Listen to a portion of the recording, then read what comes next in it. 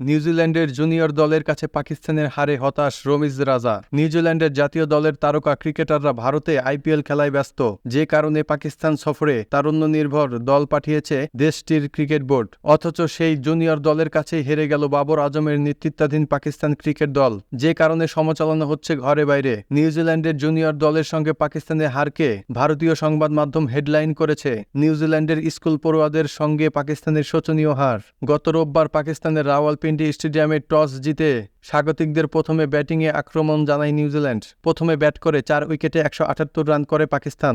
দলের হয়ে মাত্র 20 বলে 4টি 4 আর 2টি ছক্কার সাহায্যে সর্বোচ্চ 41 রান করেন লেগ স্পিন অলরাউন্ডার সাদাব খান। 20 বলে 3-4 আর 1 ছক্কায় 30 রান করেন ইরফান খান। 21 বলে 22, 29 বলে 37 আর 22 বলে 32 রান করেন মোহাম্মদ রিজওয়ান। অধিনায়ক বাবর আজম আর ওপেনার সায়েম আইয়ুব টার্গেট তাড়া করতে নেমে 10 বল হাতে রেখেই 7 উইকেটের দাপুটে জয়ে সিরিজ সমতায় ফেরে নিউজিল্যান্ড। দলের জয়ে মাত্র 42 বলে 9টি 4 আর 4টি ছক্কার সাহায্যে 87 রানের অনবদ্য ইনিংস খেলেন মার্ক চ্যাপম্যান। 19 বলে 28 রান করেন টিম রবিনসন।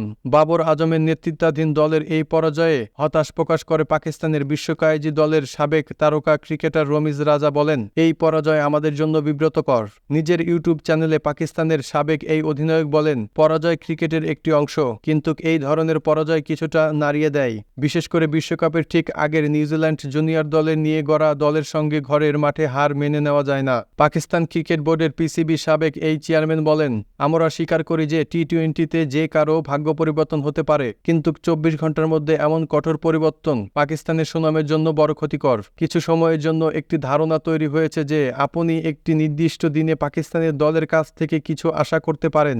মাত্র 24 ঘন্টা আগে সিরিজের দ্বিতীয় টি-20তে পাকিস্তান 7 উইকেটের দাপুটে জয় পেল, অথচ 24 ঘন্টা পরে তারা নিজেরাই 7 উইকেটে হেরে গেল। তিনি আরও বলেন, ব্যাটসম্যানেরা উইকেটে সেট হয়ে যাওয়ার পর মাত্র 20 থেকে 30 রান করে আউট হওয়া উচিত নয়। এই কারণেই আমাদের স্কোর মাত্র 180, অথচ সেই পিচে খেলা হয়েছে যেখানে কমপক্ষে 250 রান হওয়ার মতো। আমরা তা করতে পারিনি। আমাদের কেউ একটি বড় ইনিংস খেলতে পারেনি।